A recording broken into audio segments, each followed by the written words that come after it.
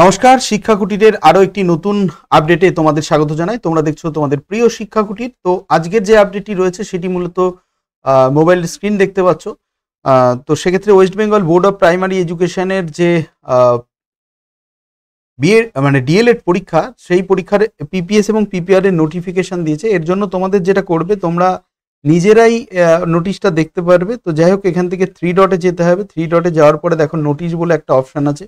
এই নোটিশে তোমাদের চাপ দিলে পরে কিন্তু সেই মূল নোটিশ যেটা রয়েছে সেটা কিন্তু দেখতে পাবে যে 25 তারিখে নোটিশ দিয়েছে। এবং নোটিফিকেশনটা কিসের জন্য দিয়েছে সেটাও একবার দেখে নাও, যে notification for pertaining online submission, অর্থাৎ অনলাইনে এবার কিন্তু হচ্ছে যে submission of PPS PPR review from DElEd part 1 এবং পার্ট 2, যে উভয়েরই কিন্তু যে মূল নোটিফিকেশন সেটা একবার আমি একটু দেখিয়ে দেবো। ঠিক আছে, সেটা একটু দেখিয়ে দেবো, তাহলে পরে তোমাদের বুঝতে পারবে। তো এই যে নোটিফিকেশনটা অলরেডি চলে এসছে তোমাদের, ঠিক আছে, যে এই নোটিফিকেশনটা তোমরা একবার দেখে নিতে পারো। নোটিফিকেশনটা তোমরা একবার দেখে নেবে, ঠিক আছে, নোটিফিকেশনটা তোমরা একবার দেখে নেবে। আমি ল্যাপটপ থেকে বড় করে তোমাদেরকে দেখিয়ে দিই, তাহলে পরে সুবিধা হবে যে নোটিফিকেশনে কি রয়েছে, সেটা একবার তোমাদের একবার চলো আমার ল্যাপটপ স্ক্রিন নিয়ে যাই। ল্যাপটপ স্ক্রিনে নিয়ে গেলে তোমাদের দেখিয়ে দিতে পারবো যে কি রয়েছে। চলো নোটিফিকেশনটাই দেরি না করে নোটিফিকেশনে কি রয়েছে এবং তোমাদের কি কি লাগবে সেগুলো আমি এক এক করে দেখিয়ে দেবো তোমাদেরকে, তাহলে পরে তোমাদের সুবিধা হবে।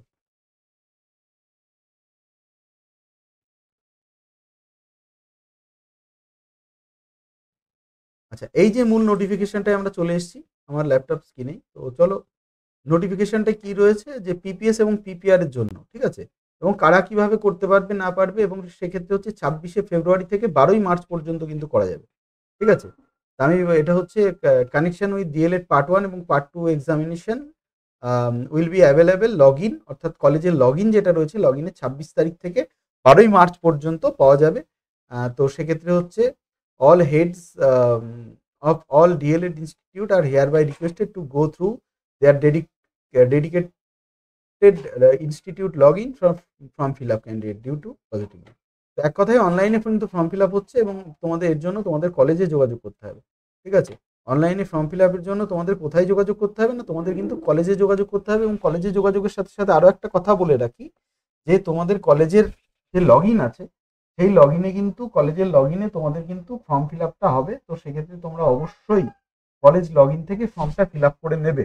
ঠিক আছে, কলেজ লগ ইন থেকে তোমরা ফর্মটা ফিল আপ করে নেবে, মানে কলেজের মাধ্যমে করতে হবে, কলেজের বাইরে কিন্তু ফর্মটা ফিল আপ করা যাবে না। তো তোমরা দেখতে থাকো, পাশে থাকো শিক্ষা কুটিরের।